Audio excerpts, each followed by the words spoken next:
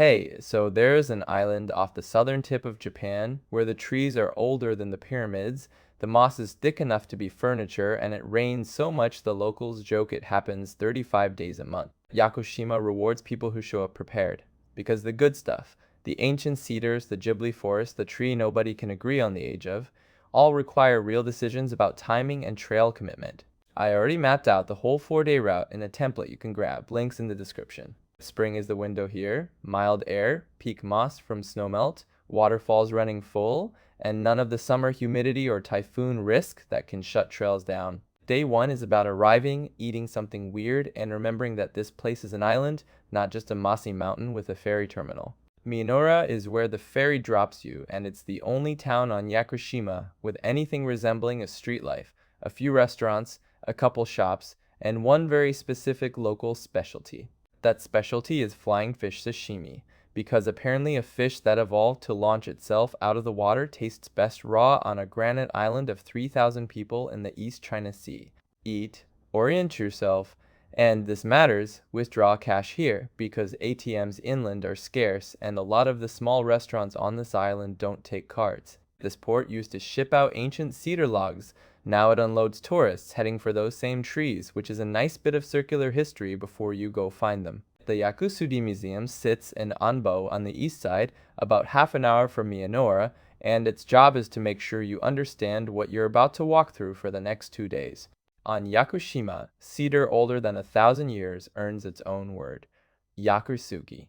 Anything younger is just Sugi. The island literally has a linguistic threshold for old growth.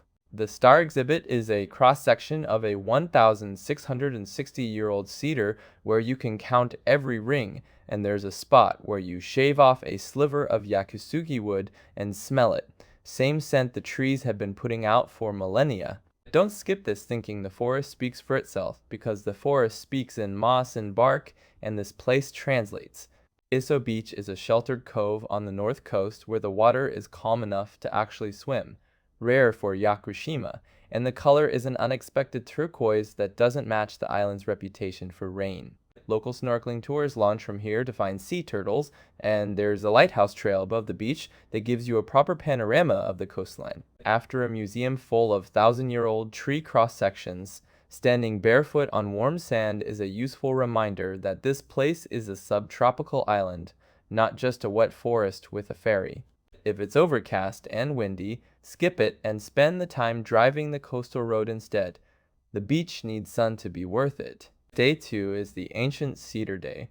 Start gentle at Yakusugi Land, then go deep into the moss gorge that made Miyazaki stop sketching and just copy reality. Yakusugi Land sounds like a theme park, and honestly kind of is, except the attractions are 1,000-year-old cedars covered in moss and the rides are hiking loops you choose by duration. You can do a 30-minute boardwalk stroll or a 3.5-hour full circuit through trunks wider than a car, all under a canopy that's been here since before most of the world had written language. Get here before 9 because bus tours roll in mid-morning, and the quiet is the whole point. Standing alone next to an ancient cedar hits different when you're not sharing it with 40 people.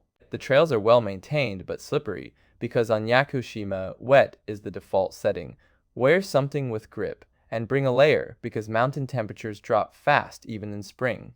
Shiratani Unsuikyo is the gorge where Hayao Miyazaki came to sketch the forest that became Princess Mononoke, and he basically just drew what he saw, because reality didn't need improvement. The moss here is the thing, bright green, inches thick, covering every boulder and root and fallen trunk like upholstery, and when the mist rolls through it genuinely looks animated.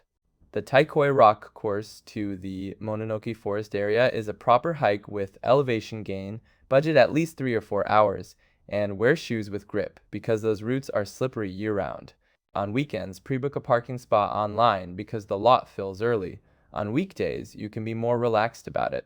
Day 3 is the big one, the Arakawa Trail to Jōmon Sugi, with Wilson's Stump as your reward roughly a third of the way in.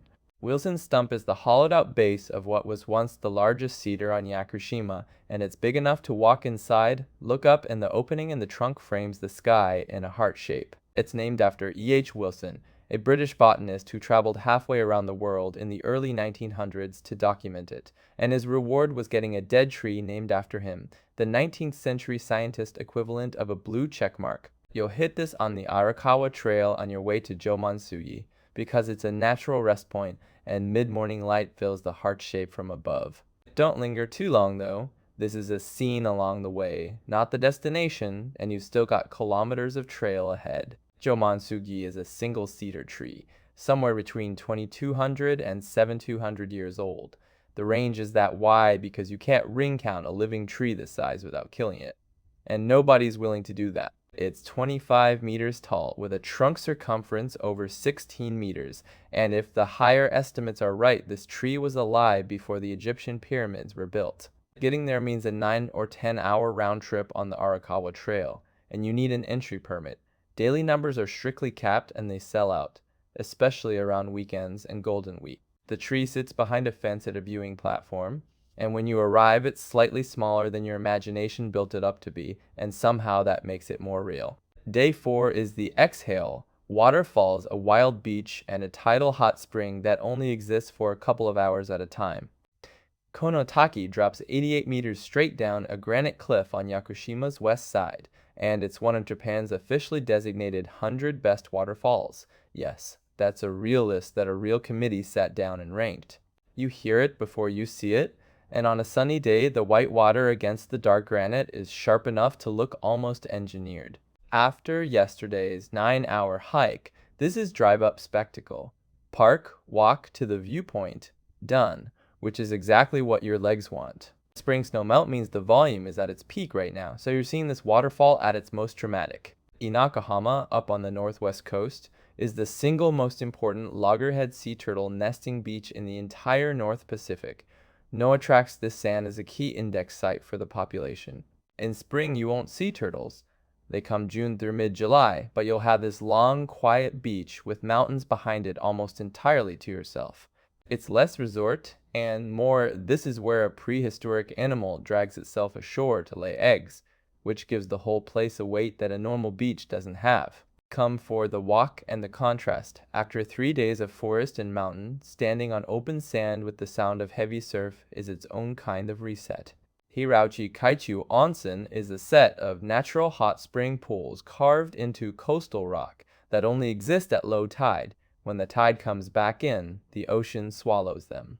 You sit in warm geothermal water with sea breeze on your face and waves breaking close enough to feel, which is a bathing experience that doesn't exist anywhere else. The whole thing is tide dependent, so check the tables before you drive out. Miss the low tide window and you're staring at ocean hitting rocks, which is fine, but not the point. Bring a towel, expect very basic changing facilities, and soak in the fact that nature made a hot spring and then put it in the ocean, so it only works 2 hours at a time. Yakushima is an island where the trees predate civilizations. The moss looks painted on, and your last memory is soaking in a rock pool that the ocean is about to reclaim. 4 days barely scratches it. I put the full route with every stop into an editable template. Grab it from the link in the description and drag things around until the trip fits you. Drop your must-do Yakushima stop in the comments. I'm curious which one people prioritize when they can't fit everything.